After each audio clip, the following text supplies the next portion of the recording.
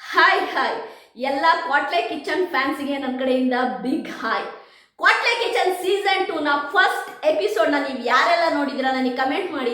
Episode ಮಾತ್ರ chilli ಚಿತ್ರಾನ್ನ ಬೂಂದಿ ಮೊಸರನ್ನ next ಲೆವೆಲಲ್ಲಿತ್ತು. ಕ್ವಾಟ್ಲೆ kitchen season 2 ನ ಈ ಎಪಿಸೋಡ್ ಏನಿದೆ ನೋಡೋರಿಗೆ ಒಂಥರ ಫನ್ ಆಗಿತ್ತು. ಪ್ರತಿ ವೀಕೆಂಡು ನಿಜವಾಗ್ಲೂ ಕೂಡ ಒಂದು ಡಿನ್ನರ್ ಮಾಡ್ತಾ ಈ ಕ್ವಾಟ್ಲೆ ಕಿಚನ್ ಸೀಸನ್ 2 ನ ನೋಡ್ತಾ ಎಂಜಾಯ್ ಮಾಡ್ಬೋದು ಅಂತೀನಿ. ಶೋ ಓಪನಿಂಗ್ಗೆ ತುಂಬ ಚೆನ್ನಾಗಿತ್ತು. ನಾನು ಇಲ್ಲಿ ಯಾರ್ಯಾರು ಹೇಗೆ ಅನ್ನೋದನ್ನ ನಿಮಗೆ ಹೇಳ್ತಾ ಹೋಗ್ತೀನಿ. ಯಾಕೆಂದರೆ ನಾನು ಕ್ವಾಟ್ಲೆ ಕಿಚನ್ ಸೀಸನ್ 2 ನ ಶನಿವಾರದ ಎಪಿಸೋಡ್ ಏನಿದೆ ಆ ಎಪಿಸೋಡ್ನ ಪೂರ್ತಿ ನೋಡಿದೆ. ನನಗನ್ಸೋದನ್ನ ನಿಮ್ಮ ಮುಂದೆ ಇಡ್ತೀನಿ ನಾನು. ಯಾಕೆಂದರೆ ಎಪಿಸೋಡಿನ ರಿವ್ಯೂ ಅಂತ ಬಂದಾಗ ಪ್ರತಿಯೊಬ್ಬರ ಬಗ್ಗೆನೂ ಹೇಳಬೇಕು. ಹಾಗಾಗಿ ಕ್ವಾಟ್ಲೆ ಕಿಚನ್ ಸೀಸನ್ 2 ನ ಫಸ್ಟ್ ಎಪಿಸೋಡಿನ ರಿವ್ಯೂಗೆ ನಿಮ್ಗೆಲ್ಲರಿಗೂ ಸ್ವಾಗತ. ಓಕೆ, ಫಸ್ಟ್ ಎಪಿಸೋಡು ಹೇಗೆ ಸ್ಟಾರ್ಟ್ ಆಯಿತು ಅಂತ ನೋಡೋದಾದರೆ ತುಂಬಾ ಗ್ರ್ಯಾಂಡ್ ಆಗಿ ಓಪನಿಂಗ್ ಇತ್ತು. ನಿಜವಾಗ್ಲೂ ಬಿಗ್ ಬಾಸ್ ಅಂತೀನಿ ಕ್ವಾಟ್ಲೆ ಕಿಚನ್ ಸೀಸನ್ 2ದು. ಇಲ್ಲಿ ಫಸ್ಟು ಆಯಿತಾ, ಇಲ್ಲಿ ಫಸ್ಟು ಕ್ವಾಟ್ಲೆ ಕಿಚನ್ ಸೀಸನ್ 2 ನ ಓಪನಿಂಗಲ್ಲಿ ನಮ್ಮ ಸುಷ್ಮಾ ಅವರು ಒಂದು ಒಳ್ಳೆ ಸಾಂಗ್ ಮುಖಾಂತರ ಡ್ಯಾನ್ಸ್ ಮಾಡಿ ಎಂಟ್ರಿ ತಗೊಳ್ತಾರೆ. Bigg Boss Kannada Quatle kitchen season 2 ನ ನಿರೂಪಕರು ನಮ್ಮ ಸುಷ್ಮಾ ರಾವ್ ಅವರು ಒಂದು ಗ್ರ್ಯಾಂಡ್ ಆಗಿ ಎಂಟ್ರಿ ತಗೊಳ್ತಾರೆ. ನಮ್ಮ ಸುಷ್ಮಾ ಅವರು ಎಂಟ್ರಿ ತಗೊಂಡ ಮರುಕ್ಷಣವೇ ಅವರ ಕೆಲಸನ ಅವರು ಸ್ಟಾರ್ಟ್ ಮಾಡ್ತಾರೆ. ಫಸ್ಟ್ ಅವರು ಸ್ಟೇಜಿಗೆ ಕರೆಯೋದೇನೆ ಕ್ವಾಟ್ಲೆ ಕಿಚನ್ ಸೀಸನ್ 2 ನ ಜಡ್ಜಸ್ ಆದಂತಹ ನಮ್ಮ ಕೌಶಿಕ್ ಶಂಕರ್ ಅವರು, ಅದೇ ರೀತಿ ನಮ್ಮ ಮೇಘನಾ ರಾಜ್ ಅವ್ರನ್ನ ಸ್ಟೇಜಿಗೆ ಕರೀತಾರೆ. ಅವರು ಕೂಡ ಒಂದು ಒಳ್ಳೆಯ ಹಾಡಿನ ಮುಖಾಂತರ ಎಂಟ್ರಿ ತಗೊಳ್ತಾರೆ. ತುಂಬ ಚೆನ್ನಾಗಿ ನಗುಮುಖದಿಂದ ನಮ್ಮ ಮೇಘನಾ ರಾಜ್ ಅವರು ಸ್ಟೇಜಿಗೆ ಬರ್ತಾರೆ. ನೋಡೋಕ್ಕಂತೂ ತುಂಬಾ ಖುಷಿ ಆಗುತ್ತೆ.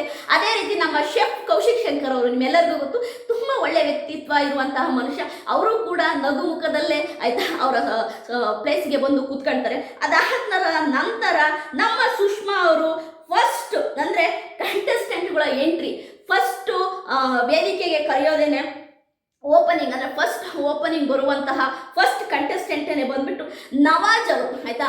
ನವಾಜ್ ಅವರು ಕ್ವಾಟ್ಲೆ ಕಿಚನ್ ಸೀಸನ್ 2 ನ ಫಸ್ಟ್ ಕಂಟೆಸ್ಟೆಂಟ್ ಆಗಿ ಬರ್ತಾರೆ. ನವಾಜ್ ಅವರು ಕುಕ್ಕ ಅಂತ ಕೇಳಿದ್ರೆ ಕುಕ್ಕಲ್ಲ, ಕ್ವಾಟ್ಲೆ. ನವಾಜ್ ಅವ್ರ ಬಗ್ಗೆ ನಮ್ಮೆಲ್ಲರಿಗೂ ಗೊತ್ತು.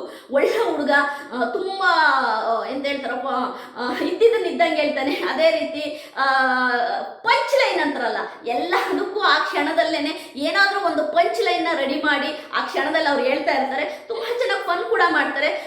ನವಾಜ್ ಅವರು ನಿಜವಾಗ್ಲೂ ಕೂಡ ಕ್ವಾಟ್ಲೆ ಕಿಚನ್ ಸೀಸನ್ 2 ಅಲ್ಲಿ ನಮಗೆ ಎಂಟರ್ಟೈನ್ಮೆಂಟ್ ಮಾಡ್ತಾರೆ ಅಂತ ಅನ್ನಿಸ್ತಾ ಇದೆ.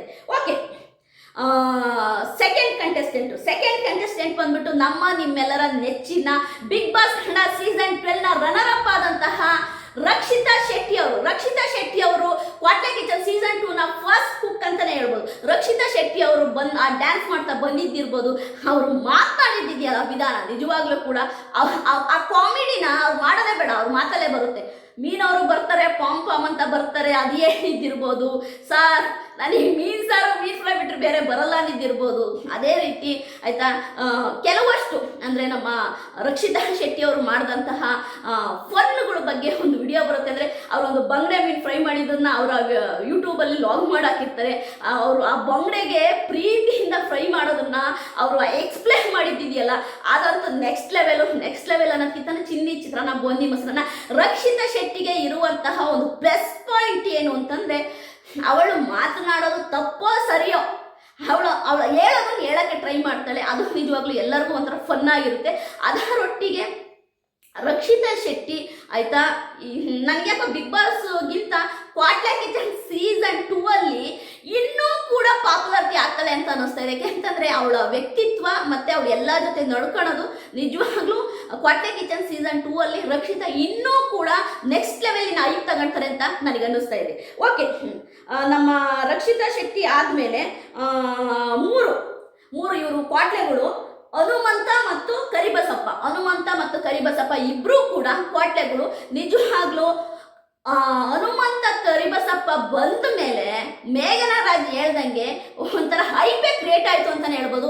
ಕರಿಬಸಪ್ಪನವರ ಏನು ಹಾಡಿರ್ಬೋದು, ನಮ್ಮ ಹನುಮಂತನ ಹಾಡಿರ್ಬೋದು, ನಿಜವಾಗ್ಲೂ ಕರಿಬಸಪ್ಪ ಮತ್ತು ಹನುಮಂತ ಇಬ್ಬರೂ ಕೂಡ ಕ್ವಾಟ್ಲೆ ಕಿಚನ್ ಸೀಸನ್ 2 ಅಲ್ಲಿ ನಿಜವಾಗ್ಲೂ ಕೂಡ ಎಲ್ಲರಿಗೂ ಒಂದು ಒಳ್ಳೆ ಎಂಟರ್ಟೈನ್ಮೆಂಟ್ ಕೊಡ್ತಾರೆ. ಯಾಕೆಂದರೆ ನಾನು ಅದೇ ಹೇಳಿದ್ನಲ್ಲ ನಿಮಗೆ, ಕರಿಬಸಪ್ಪ ಅವರೆಲ್ಲ ಏನು ಗೊತ್ತಾ, ಹಳ್ಳಿ ಸೊಗಡಿನ ಜನ ಆಗಿರೋದ್ರಿಂದ ಅವರಿಗೆ ಎಂಟರ್ಟೈನ್ಮೆಂಟ್ ಮಾಡೋದು ನಿಜವಾಗ್ಲೂ ಕೂಡ ಬ್ಲಡ್ಡಲ್ಲೇ ಬಂದಿದೆ. ಹಾಗಾಗಿ ನಮ್ಮನ್ನ ತುಂಬಾ ಚೆನ್ನಾಗಿ, ಅದು ಹನುಮಂತ ಆಗಿರ್ಬೋದು, ಕರಿಬಸಪ್ಪ ಆಗಿರ್ಬೋದು, ಇಬ್ರು ಕೂಡ ಕ್ವಾಟ್ಲೆ ಆಗಿ ನಿಜವಾಗ್ಲೂ ಒಂದು ಒಳ್ಳೆ ಎಂಟರ್ಟೈನ್ಮೆಂಟ್ ಮಾಡ್ತಾರೆ. ನಮಗೆ ಗೊತ್ತು ನಮ್ಗೆ ಹನುಮಂತ ಹೇಗೆ ಅನ್ನೋದು ನಮಗೆ ಗೊತ್ತು. ಯಾಕಂದ್ರೆ ಬಿಗ್ ಬಾಸ್ ಕನ್ನಡ ಸೀಸನ್ 11ನ ವಿನ್ನರು ನಮ್ಮ ಹನುಮಂತ. ಅವನು ಹೇಗೆಲ್ಲ ಮಾತಾಡ್ತಾನೆ, ಹೆಂಗ್ ಫನ್ ಮಾಡ್ತಾನೆ, ಅದೆಲ್ಲದೂ ಗೊತ್ತು. ನಿಜವಾಗ್ಲೂ ಹನುಮಂತ ಮತ್ತು ನಮ್ಮ ಕರಿಬಸಪ್ಪನವರು ನಿಜವಾಗ್ಲೂ ರಾಕ್ ಅಂತಾನೆ ಹೇಳ್ಬೋದು. ನೆಕ್ಸ್ಟ್ ಲೆವೆಲಿನ ನಮಗೊಂದು ಎಂಟರ್ಟೈನ್ಮೆಂಟನ್ನು ಕೊಡ್ತಾರೆ. ನನಗಂತೂ ಖುಷಿ ಆಯಿತು ಅವರಿಬ್ರು ಮಾತಾಡಿದ್ದು, ಫನ್ ಮಾಡಿದ್ದು ನನಗಂತೂ ಸೂಪರ್ ಅನ್ನಿಸ್ತು.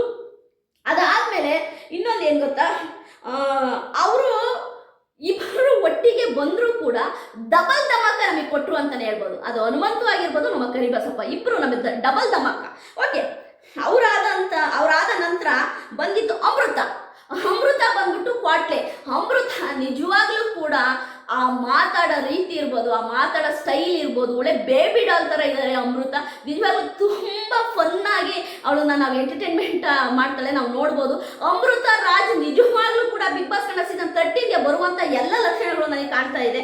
ಯಾಕೆಂದರೆ ಇಲ್ಲಿ ಅಮೃತ ಕ್ವಾಟ್ಲೆ ಆಗಿ ಬರ್ತಾ ಇದ್ದಾರೆ. ಕ್ವಾಟ್ಲೆ ಆಗಿ ಬಂದರೂ ಕೂಡ ಅಮೃತ ನಿಜವಾಗ್ಲೂ ಬಿಗ್ ಬಾಸ್ ಕನ್ನಡ ಸೀಸನ್ 13ಗೆ ಕಂಟೆಸ್ಟೆಂಟ್ ಆಗಿ ತಗೊಳ್ಳೋ ಎಲ್ಲ ಒಂದು ಇದು ಕೂಡ ಕಾಣಿಸ್ತಾ ಇದೆ. ಕ್ವಾಟ್ಲೆ ಕಿಚನ್ ಸೀಸನ್ 2 ಅಲ್ಲಿ ಹೈಲೈಟ್ ಯಾರು ಅಂದರೆ ಅಮೃತ ಅಂತಲೇ ಹೇಳ್ಬೋದು. ಯಾಕೆಂದರೆ ಆ ಬಾಬಿ ಡಾಲ್ ಥರ ಆ ಫನ್ನಾಗಿ ಮಾತನಾಡೋದಿದೆಯಲ್ಲ, ಆ ಮಾತನಾಡೋ ಸ್ಟೈಲು, ಆ ಮಾತನಾಡೋ ದಾಟಿ ಎಲ್ಲರಿಗೂ ಕೂಡ ಅಮೃತ ಇಷ್ಟ ಆಗ್ತಾಳೆ. ನನಗೂ ಕೂಡ ಅಮೃತ ಇಷ್ಟ ಆದರು. ಅಮೃತ ಆದ ನಂತರ ಓಂ ಪ್ರಕಾಶ್ ಅವರು ಯಾರು ಅಂದರೆ ಕುಕ್ಕು, ಆಯ್ತಾ. ಓಂ ಪ್ರಕಾಶ್ ಅವ್ರ ಬಗ್ಗೆ ಹೇಳಬೇಕು ಅಂದರೆ ನಿಜವಾಗ್ಲೂ ಗುರು, ಕ್ವಾಟ್ಲೆ ಕಿಚನ್ ಸೀಸನ್ 2ಗೆ Om Prakash is the best contestant ಅಂತೀನಿ. ಆಯ್ತಾ. ಯಾಕೆ ಅಂತಂದರೆ ಓಂ ಪ್ರಕಾಶ್ ಅವರು ಕೊಟ್ಟಂಥ ಎಂಟರ್ಟೈನ್ಮೆಂಟು, ಓಂ ಪ್ರಕಾಶ್ ಅವ್ರನ್ನ ನೋಡಿ ಬಿದ್ದು ನಕ್ಕಿರ್ತೀರ ನೀವೆಲ್ಲರೂ. ಯಾಕೆಂದರೆ ಹೈಲೈಟ್ ಗುರು, ಓಂ ಪ್ರಕಾಶ್ ಅಂತ ಒಬ್ಬ ವ್ಯಕ್ತಿ ಕ್ವಾಟ್ಲೆ ಕಿಚನ್ಗೆ ಬಂದು ನಮ್ಮನ್ನ ಫನ್ ಮಾಡಿಸ್ತಾ ಇದ್ದಾರಲ್ವಾ, ನಿಜವಾಗ್ಲೂ ಅವರು ನನಗೆ ಯಾಕೆ ಇಷ್ಟ ಅಂದರೆ ಒಳಗೊಂದು ಹೊರಗೊಂದು ಓಂ ಪ್ರಕಾಶ್ ಅವ್ರಿಗಿಲ್ಲ. ಓಂ ಪ್ರಕಾಶ್ ಅವ್ರು ಏನಿದ್ರು ಹೋಗ್ತಾ ಇರೋದನ್ನ ಇದ್ದಂಗೆ ಮುಂಚೆ ಹೇಳ್ತಾ ಇರ್ತಾನೆ. ನನಗೆ ಓಂ ಪ್ರಕಾಶ್ ಅವರ ಕಾಮಿಡಿ ಇಷ್ಟ ಆಯಿತು, ಆ ಫನ್ ಮಾಡಿದ್ದು. ಆಮೇಲೆ ನಮ್ಮ ಸುಷ್ಮಾ ಅವರು ಏನೇ ಕೇಳಿದ್ರು ಕೂಡ ಅದನ್ನು ಪಾಸಿಟಿವ್ ವೇಲಿ ತಗೊಂಡು, ಆಯಿತಾ, ಅದನ್ನು ತುಂಬಾ ಒಳ್ಳೆ ರೀತಿಯಲ್ಲಿ ಅವ್ರು ತಗೊಂಡು ನಮಗೆ ಫನ್ ಮಾಡಿ ಹೇಳಿದ್ದಿರ್ಬೋದು. ಆ ಸಿನಿಮಾ ಅವ್ರು ಮಾಡಿದ ಹೀರೋ ಆಗಿ ಮಾಡಿದ್ದು ಸಿನಿಮಾದ ಬಗ್ಗೆ ಹೇಳಿದ್ರಲ್ಲ, ನನ್ನನ್ನೇ ಹೀರೋ ಹಾಕೊಂಡು ಲಾಸ್ ಆಗಬೇಕು ಅನ್ನೋದು ನಮ್ಮ ಪ್ರೊಡ್ಯೂಸರ್ ಅವರ ಆಸೆ ಆಗಿತ್ತು ಅಂತ ಹೇಳಿದ್ರಲ್ಲ, ಅದಂತೂ ಬಿಡಿ ತುಂಬ ಫನ್ ಆಗಿತ್ತು. ಅದೇ ರೀತಿ ಅವರು ಮಾಡಿದಂತಹ ಸಿನಿಮಾಗಳ ಬಗ್ಗೆ ಹೇಳಿದ್ದು, ಅಂದರೆ ಕತೆ ಗೊತ್ತಿಲ್ಲದೆ ಸಿನಿಮಾ ಮಾಡಿದ್ದು, ಕಲಾಸಿಪಾಳ್ಯ ಅಂತ ಹೇಳಿದ್ದು, ಅವು ಎಲ್ಲವೂ ಕೂಡ ನಿಜವಾಗ್ಲೂ ಯಾರ್ಯಾರಿಗೆಲ್ಲ ಓಂ ಪ್ರಕಾಶ್ ಅವರ ಫನ್, ಓಂ ಪ್ರಕಾಶ್ ಅವರ ಕಾಮಿಡಿ ನಿಮ್ಗೆ ಯಾರಿಗೆಲ್ಲ ಇಷ್ಟ ಆಯಿತು ದಯವಿಟ್ಟು ನನಗೆ ಕಮೆಂಟ್ ಮಾಡಿ. ಯಾಕೆಂದರೆ ಓಂ ಪ್ರಕಾಶ್ ಅವರಿಗೆ ಏಜ್ ಆಗಿರ್ಬೋದು, ಲೆಜೆಂಡ್ರಿ ಡೈರೆಕ್ಟ್ರು, ತುಂಬ ಸೂಪರ್ ಹಿಟ್ ಮೂವಿಗಳನ್ನು ಕೊಟ್ಟಿದ್ದಾರೆ. ಆದರೆ ಮನುಷ್ಯ ಒಳಗಡೆ ಎಲ್ಲ ಒಂದು ಇನೋಸೆಂಟ್ ಇದೆ ಅನ್ನೋದು ನನಗೆ ಗೊತ್ತಾಗ್ತಾ ಇದೆ ಓಂ ಪ್ರಕಾಶ್ ಅವರಲ್ಲಿ. ನಿಜವಾಗ್ಲೂ ಓಂ ಪ್ರಕಾಶ್ ಅಂತವರೆಲ್ಲರೂ ಬಿಗ್ ಬಾಸ್ ಮನೆಗೆ ಕಂಟೆಸ್ಟೆಂಟ್ ಆಗಿ ಬಂದರೆ ಬಿಗ್ ಬಾಸ್ ಮನೆಯೇ ಒಂದು ನೆಕ್ಸ್ಟ್ ಲೆವೆಲ್ಗೆ ಹೋಗುತ್ತೆ ಅಂತಲೇ ಹೇಳ್ಬೋದು. ಮನುಷ್ಯ ಮಾತ್ರ ಕಡಕ್ಕು ಕದರು, ಅದರ ಜೊತೆಗೆ ಒಂದು ಮಗುವಿನಂಥ ಮನಸ್ಸು ಇದೆ. ನಿಜವಾಗ್ಲೂ ಈ ಕ್ವಾಟ್ಲೆ ಕಿಚನ್ ಸೀಸನ್ 2 ಅಲ್ಲಿ ನಾನು ತುಂಬಾನೇ ಆಯ್ತಾ ನಗ್ತಾ ನೋಡಿದಂತಹ ಕಂಟೆಸ್ಟೆಂಟ್ ಯಾರು ಅಂದರೆ ಅದು ಓಂ ಪ್ರಕಾಶ್ ಅಂತ ಹೇಳ್ತೀನಿ. ಓಂ ಪ್ರಕಾಶ್ ಅವರೇ, ಸರ್ ನಿಮ್ಮ ಮೇಲೆ ರೆಸ್ಪೆಕ್ಟ್ ಇದೆ, ನೀವೊಂದು extraordinary person sir, super. Quatle kitchen season 2ಗೆ ಬೆಸ್ಟ್ ಆಯ್ತಾ ಕಂಟೆಸ್ಟೆಂಟ್ ನಮ್ಮ ಓಂ ಪ್ರಕಾಶ್ ಅವರು ಅಂತ ಹೇಳ್ಬೋದು. ಓಕೆ, ಇದಾದ ಮೇಲೆ ಕಾವ್ಯಶ್ರೀ ಗೌಡ, ನಿಮ್ಮೆಲ್ಲರಿಗೂ ಗೊತ್ತು. ಕಾವ್ಯಶ್ರೀ ಗೌಡ ಅವರು ಬಿಗ್ ಬಾಸ್ ಮನೆಗೆ ಬಂದಿದ್ರು. ಕಾವ್ಯಶ್ರೀ ಗೌಡ ಅವರು ಸೀರಿಯಲ್ ಮಾಡಿದ್ದಾರೆ. ಕಾವ್ಯಶ್ರೀ ಗೌಡ ಅವರು ಅದೇ ರೀತಿ ವಿನೋದ್ ಪ್ರಭಾಕರ್ ಸಿಸ್ಟರ್ ಅಂತ ಹೇಳ್ತಾರೆ. ವಿನೋದ್ ಪ್ರಭಾಕರ್ ದಂಪತಿಗಳ ಜೊತೆ ಒಂದು ಒಳ್ಳೆ ಒಡನಾಟ ಇದೆ. ಕಾವ್ಯಶ್ರೀ ಗೌಡ ಅವರು ರೆಮ್ಯುನರೇಷನ್ ತಗೊಂಡೇನೆ ಈ ಕ್ವಾಟ್ಲೆ ಕಿಚನ್ ಸೀಸನ್ 2ಗೆ ಅವರ ಒಂದು ಟೈಮ್ನ ಕೊಟ್ಟಿದ್ದಾರೆ. ಅದೇ ರೀತಿ ಸತತ 4 ವರ್ಷ ಕಲರ್ಸ್ ಕನ್ನಡ ವಾಹಿನಿನ ಕಾಪಾಡಿದಾಳೆ ಅಂತ ಎಲ್ಲ ನಮ್ಮ ಸುಷ್ಮಾ ಅವರು ತುಂಬ ಬಿಲ್ಡಪ್ ಕೊಟ್ಟರು. ಅದೇ ರೀತಿ ನಮ್ಮ ಓಂ ಪ್ರಕಾಶ್ ಮತ್ತು ಕಾವ್ಯ ಅವರು ಒಂದು ರೊಮ್ಯಾನ್ಸ್ ಮಾಡ್ತಾ ಕುಕ್ ಮಾಡೋದನ್ನ ಮಾಡಿ ಅಂದಾಗ ನಮ್ಮ ಓಂ ಪ್ರಕಾಶ್ ಅವರು ಕಾವ್ಯಶ್ರೀ ಗೌಡಗಿಂತ ತುಂಬ ಚೆನ್ನಾಗಿ ಎಂಟರ್ಟೈನ್ಮೆಂಟ್ ಮಾಡಿದರು. ನಿಜವಾಗ್ಲೂ ಸೂಪರ್ ಆಗಿತ್ತು. ಇವತ್ತು ಅಂದರೆ ಶನಿವಾರದ ಎಪಿಸೋಡಲ್ಲಿ ಇಷ್ಟು ಕಂಟೆಸ್ಟೆಂಟ್ಗಳನ್ನ ನಮ್ಮ ಮುಂದೆ ತಂದರು. ಎಲ್ಲರೂ ಕೂಡ ಪ್ರಾಮಿಸಿಂಗ್ ಆಗಿದ್ದಾರೆ. ತುಂಬ ಜನ ಹೇಳ್ತಾ ಇದ್ದಾರೆ ಕ್ವಾಟ್ಲೆ ಕಿಚನ್ ಬೋರ್ ಅಂತ. ನಿಜವಾಗ್ಲೂ ಬೋರ್ ಅಲ್ಲ, ಫನ್ನು, ಎಂಟರ್ಟೈನ್ಮೆಂಟು, ಅದ್ರ ಜೊತೆಗೆ ನೆಕ್ಸ್ಟ್ ಲೆವೆಲ್ ಕ್ವಾಟ್ಲೆ ಕೊಡೋ ಅಂತ ಕ್ವಾಟ್ಲೆಗಳಿದ್ದಾರೆ. ನಾಳೆ ಅಂದರೆ ಸಂಡೇ ಎಪಿಸೋಡಿನಲ್ಲಿ ನಿಜವಾಗ್ಲೂ ಕೂಡ ನಿಮಗೆ ಇನ್ನಷ್ಟು ಕಂಟೆಸ್ಟೆಂಟ್ಗಳ ಎಂಟ್ರಿ ಆಗುತ್ತೆ, ಇನ್ನಷ್ಟು ಕ್ವಾಟ್ಲೆಗಳ ಎಂಟ್ರಿ ಆಗುತ್ತೆ. ಆಮೇಲೆ ನೆಕ್ಸ್ಟ್ ವೀಕದಿಂದ ಕುಕ್ಕಿಂಗ್ ಸ್ಟಾರ್ಟ್ ಆಗುತ್ತೆ.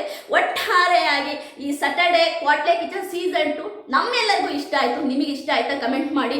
ನನ್ನ ಫಸ್ಟ್ ಕ್ವಾಟ್ಲೆ ಕಿಚನ್ ಸೀಸನ್ 2ನ ಫಸ್ಟ್ ಎಪಿಸೋಡಿನ ರಿವ್ಯೂ ಇದು. ನನ್ನ ರಿವ್ಯೂ ನಿಮಗೆ ಇಷ್ಟ ಆದರೆ ಲೈಕ್ ಮಾಡಿ, ಸಬ್ಸ್ಕ್ರೈಬ್ ಮಾಡ್ಕೊಳ್ಳಿ. ಅದೇ ರೀತಿ ಬಿಗ್ ಬಾಸ್ ಕನ್ನಡ ಸೀಸನ್ 13 ಬಗ್ಗೆ ಏನೇ ಅಪ್ಡೇಟ್ ಬೇಕು ಅಂದರೆ ನನ್ನ ಚಾನಲ್ ಸಬ್ಸ್ಕ್ರೈಬ್ ಮಾಡಿ ಇಟ್ಕೊಳ್ಳಿ. ಹೆಚ್ಚಿನ ಅಪ್ಡೇಟ್ಸನ್ನು ನಾನು ನಿಮ್ಮ ಮುಂದೆ ತರ್ತೀನಿ.